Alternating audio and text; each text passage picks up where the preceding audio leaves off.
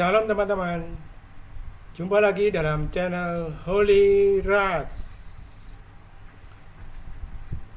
Kali ini saya akan berbicara tentang 1 Korintus 12 ayat 8. Tapi sebelum itu saya ingin menyampaikan bahwa channel ini hanya bertujuan membantu mengembangkan kreativitas teman-teman sesuai dengan tujuan diakonia kreatif, dan tidak ada paksaan sama sekali. Kalau dirasa perlu, silahkan diikuti. Kalau tidak, ya tidak usah ditonton. Saya juga mengerti bahwa tidak semua orang hobi atau memiliki skill yang sama dengan saya. Karena itu saya adakan 3 sesi, termasuk produk-produk iVision. Tujuannya untuk memberi pilihan bagi teman-teman. Kalau tidak ada yang disukai, bisanya cuma khotbah saja, ya silakan skip saja. Nah, kemudian saya baru saja menemukan tools yang bagus untuk menggambar, yaitu Krita. Selain gratis, juga bisa dijalankan pada operating system Linux, Mac, maupun Windows, dan bisa menjadi alternatif Photoshop. Nah, silahkan ikuti channel Kreatif iVision jika teman-teman suka menggambar. Karena saya bertujuan untuk membuat komik yang berisi perjalanan Yesus dan murid-muridnya dengan memakai Krita. Nah, sekarang kita akan memasuki sesi yang pertama, yaitu sesi bedah Injil yang saya ambil dari 1 Korintus 12 ayat 8. Nah, jadi pada 1 Korintus 12 ayat 8 itu berbunyi, sebab kepada yang seorang dikaruniakan oleh Roh Kudus karunia untuk berkata-kata dengan hikmat, dan kepada yang lain karunia untuk berkata-kata dengan pengetahuan menurut roh yang sama. Di ayat ini Paulus menyebut 2 karunia roh atau karismata, yaitu Logos Sophias, perkataan hikmat, dan Logos Noseos atau perkataan pengetahuan. Nah, kita akan membahas pada latar belakang historis ya. Jadi pada latar belakang historis itu didasarkan pada situasi gereja di Korintus. Gereja Korintus adalah jemaat multi etnis, penuh dinamika sosial dan moral, dipengaruhi budaya Helenistik, memiliki kecenderungan eksklusif dan kompetitif. Komunitas ini sangat tertarik pada karunia-karunia rohani, tetapi terjadi persaingan rohani, kesombongan spiritual, kekacauan dalam ibadah, salah memahami tujuan karunia. Nah, karunia-karunia roh sering dianggap sebagai status sosial baru. Karena itu Paulus menulis pasal 12 untuk menata pemahaman mereka. Keberagaman karunia berasal dari roh yang sama. karunia bukan untuk gengsi, tetapi untuk pelayanan tubuh Kristus. Nah, budaya Yunani pada zamannya, dalam filsafat Yunani, Sophia atau hikmat adalah nilai tertinggi, dan gnosis atau pengetahuan melambangkan keunggulan intelektual. Jemaat Korintus terpengaruh budaya itu dan menganggap Sophia dan gnosis sebagai tanda orang superior. Paulus masuk ke konteks itu untuk menunjukkan bahwa hikmat dan pengetahuan yang sejati datang dari Roh Kudus, bukan dari kebanggaan intelektual atau status budaya. Nah, itu tadi latar belakang historis ya, atau sejarah. Kemudian dari penjelasan teologis. Makna karunia berkata-kata dalam hikmat atau logos sophias. Secara teologis ini menunjuk kepada kemampuan yang diilhamkan Roh Kudus untuk menerapkan kebenaran Allah ke dalam situasi nyata kebijaksanaan rohani untuk membimbing jemaat hikmat untuk memecahkan persoalan gereja. Bukan sekadar kecerdasan, bukan filsafat duniawi, melainkan hikmat ilahi yang praktis.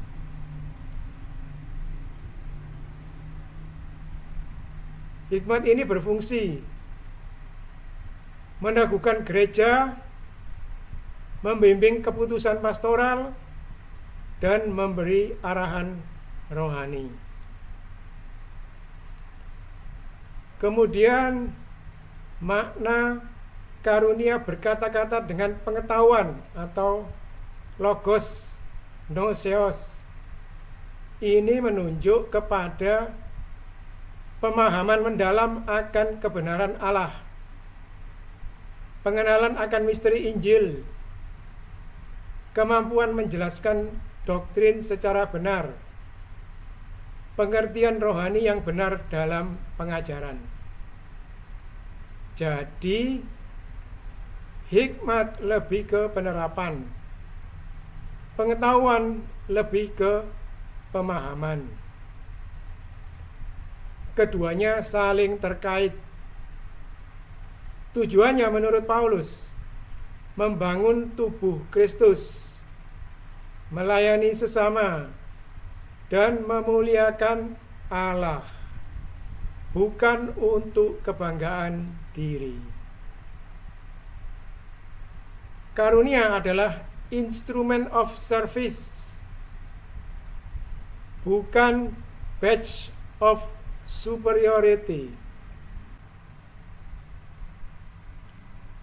Jadi posisi ayat dalam argumen Paulus pada 1 Korintus 12 adalah keberagaman karunia dari satu roh. 1 Korintus 13, dasar karunia adalah kasih. 1 Korintus 14, penggunaan karunia secara tertib. Artinya, keberagaman karunia didasari kasih dan digunakan secara tertib adalah struktur teologis dari Paulus. Nah, implikasi bagi gereja masa kini yaitu Tuhan memberi karunia berbeda untuk tugas berbeda. Hikmat dan pengetahuan rohani adalah pemberian, bukan prestasi. Karunia tidak boleh menjadi kompetisi rohani. Karunia dipakai untuk melayani, bukan membangun ego.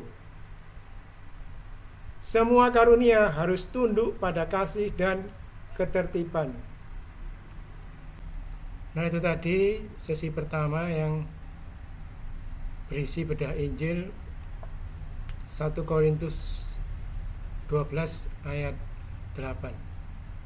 Sekarang kita masuk ke sesi yang kedua, yaitu kreativitas digital, di mana kita akan membahas mengenai modul pada bahasa pemrograman Rust.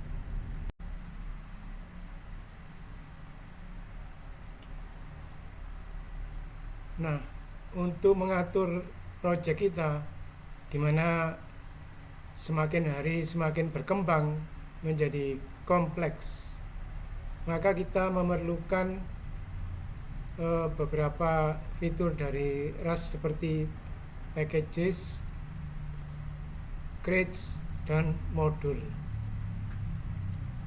Package atau packages itu adalah fitur kargo yang memungkinkan kita untuk menjalankan program, yaitu build, test, and share crates. Jadi dia mengcompile program sehingga bisa menjadi file exe. Nah, crates itu adalah suatu susunan modul yang menghasilkan perpustakaan, menghasilkan library atau file executable. Kemudian modul end use itu adalah untuk mengontrol organisasi, jangkauan, dan privasi dari suatu jalur atau path. Sedangkan path atau jalur adalah cara untuk menamai item seperti struct, function, ataupun modul.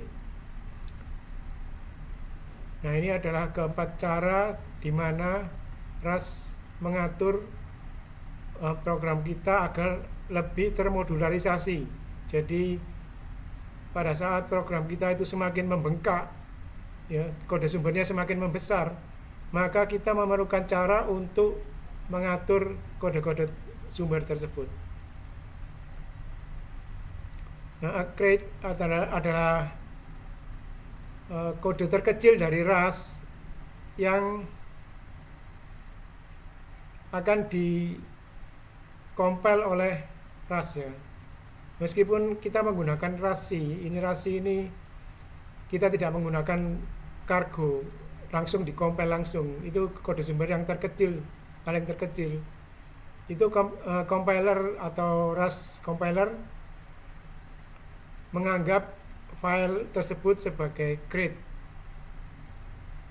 Nah, crate berisi modul, dan modul-modul itu didefinisikan bisa di file lain yang dikompil bersama-sama dengan crate. Kita akan lihat secara bersama-sama, Nah, kemudian crate itu bisa terdiri dari binary crate seperti file main yang berisi function main kita, itu akan dikompil menjadi file binary atau file executable. Tetapi dia juga bisa menjadi file pustaka atau library yang tidak mengandung fungsi main. Jadi binary crates are programs you can compile to an executable. Jadi binary crates itu dia dikompil menjadi executable atau yang langsung bisa dijalankan. Sedangkan library crates atau pustaka itu tidak mempunyai fungsi main. Jadi dia hanya sebagai modul, tidak dikompil ke dalam file executable, tetapi dia fungsionalitasnya itu dibagikan bersama beberapa project, dibagikan ke project yang lain. Contohnya, misalkan pada saat kita membuat program tebak angka, itu kita memerlukan library ren, Ren ini untuk menciptakan random number generator. Nah, itu adalah suatu library crate. Jadi bukan binary crate, tapi library crate, karena dia tidak mengandung fungsi main. Nah, kemudian start from the create. Pada saat kita menciptakan modul, ya, misalkan modul garden ya, dengan menuliskan mode garden, maka compiler akan mencari kode-kode dari garden ini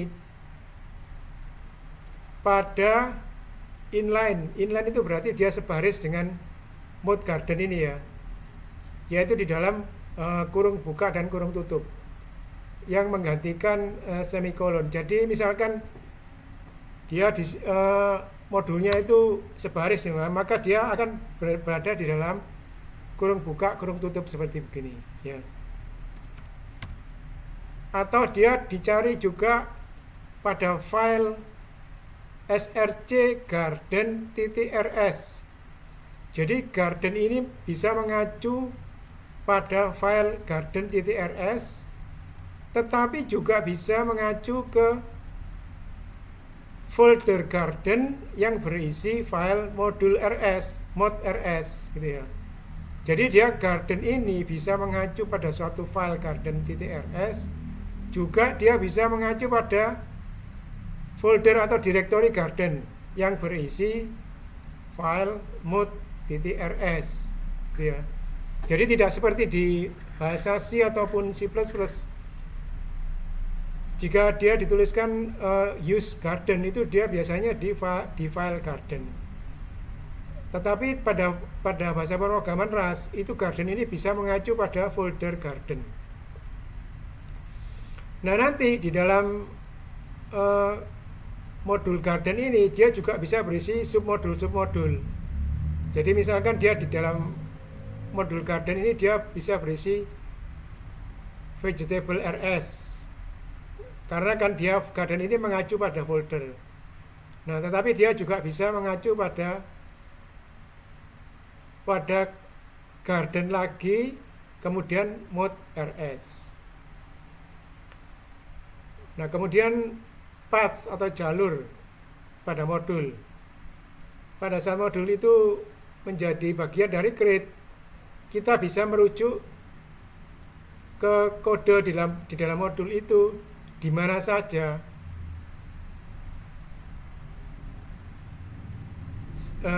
Selama dia SD privacy rules allow, artinya dia bisa menggunakan path ke kode tersebut ya. Contohnya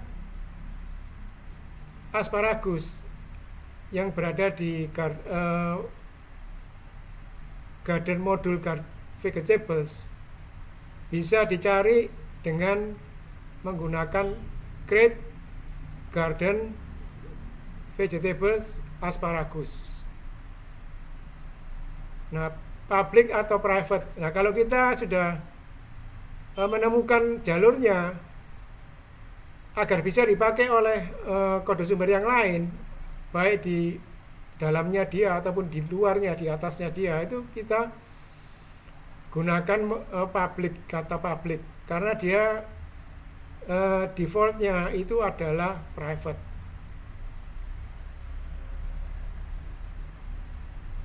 Nah, kemudian kita bisa menggunakan use create garden vegetable asparagus gitu ya. Nah, kita misalkan kita membuat backyard ya, misalkan kita membuat create backyard ya. Kemudian dia akan menciptakan directory backyard. Kemudian di dalam directory backyard ini dia berisi cargo.log, cargo toml. Kemudian ada lagi dia folder atau directory src yang juga berisi folder lagi di dalamnya yang berupa yang namanya garden. Nah, di dalam garden ini baru berisi file vegetable.rs. Tetapi di dalam directory rsc sendiri itu juga berisi file garden.rs. Jadi garden itu seperti yang saya sebutkan tadi bisa mengacu pada directory atau file garden.rs ya. Nah, kemudian di dalam folder atau di dalam direktori src ini dia pasti ada file main.rs gitu ya. Nah, kita akan langsung praktek ke program kita ya.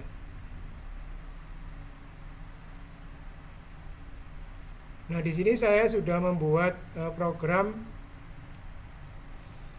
makan di stick 21. Jadi ini saya buat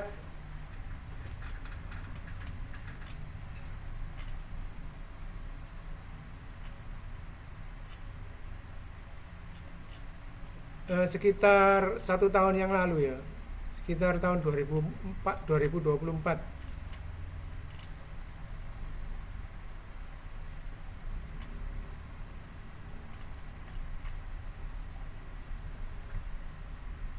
Nah ini ya, belajar memakai pustaka atau library di luar file utama dengan mod 6 Februari 2024. Jadi program ini saya buat sekitar 1 tahun yang lalu lebih, 1 tahun yang lalu lebih ya.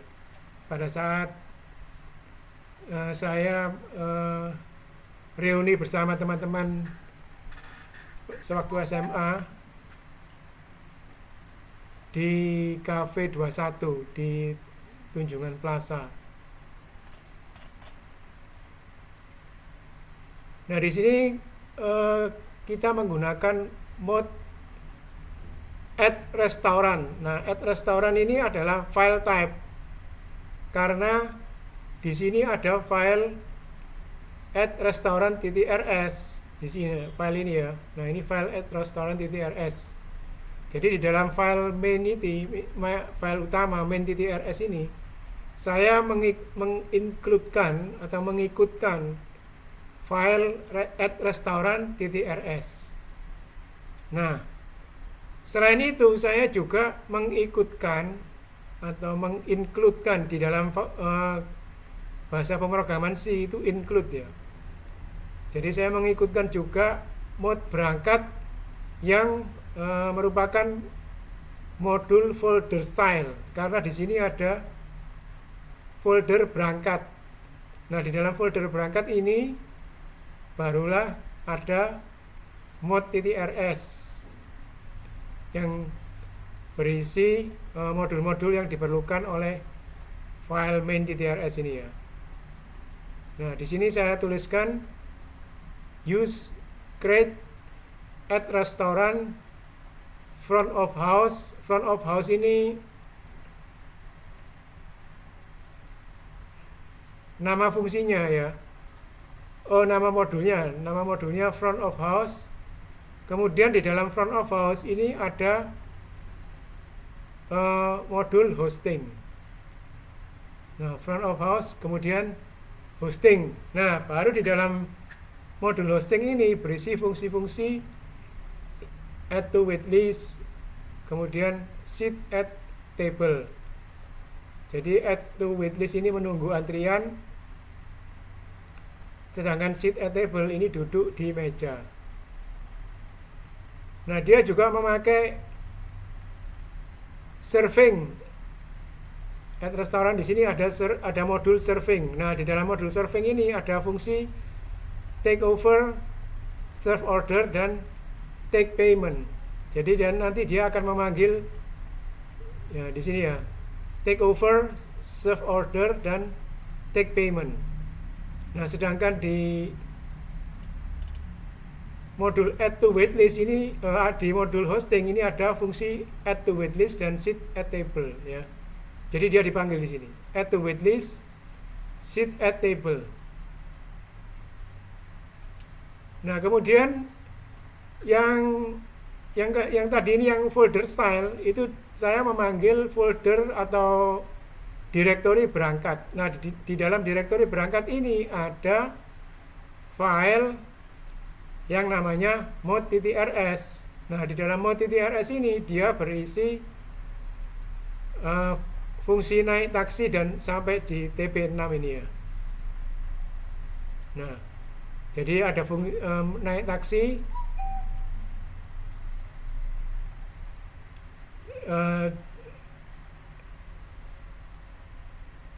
naik taksi dan sampai di TP6. Ada modul naik taksi dan sampai di TP6. Kemudian dia memakai fungsi-fungsi yang ada di dalam modul naik taksi tersebut. Jadi di dalam modul naik taksi itu ada telepon taksi, bicara kepada sopir, dan di dalam taksi. Sedangkan di dalam modul sampai di TP6 itu ada fungsi bayar taksi, menuju lantai 5, kemudian menemukan stick 21. Ya, jadi ini telepon taksi yang tadi ya. Di modul naik taksi ini, di modul naik taksi ada telepon taksi, kemudian fungsi bicara kepada sopir, kemudian di dalam taksi. Nah, kemudian sampai di TP6. Sampai di TP6 itu ada fungsi bayar taksi, menuju lantai 5 dan menemukan stick 21. Bayar taksi, menuju lantai 5 dan menemukan stick 21, ya. Jadi kalau kita jalankan, ya, kita coba jalankan ya.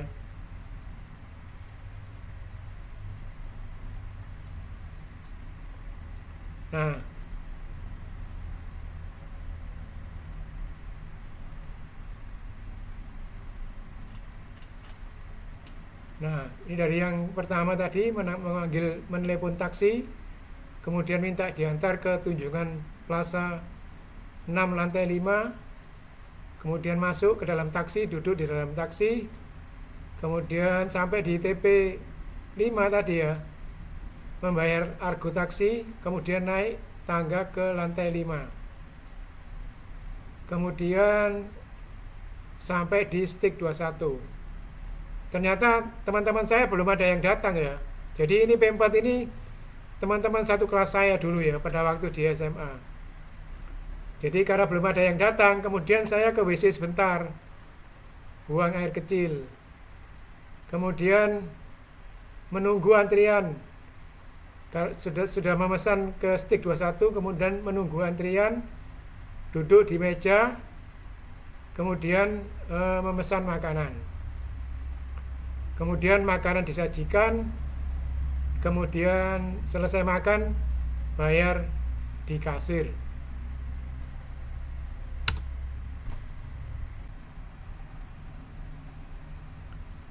Nah, itu tadi sesi kedua yang berisi modul pada bahasa pemrograman Rust. Kemudian untuk sesi berikutnya, langsung saja saya tunjukkan linknya ya, untuk mempersingkat waktu agar tidak terlalu panjang.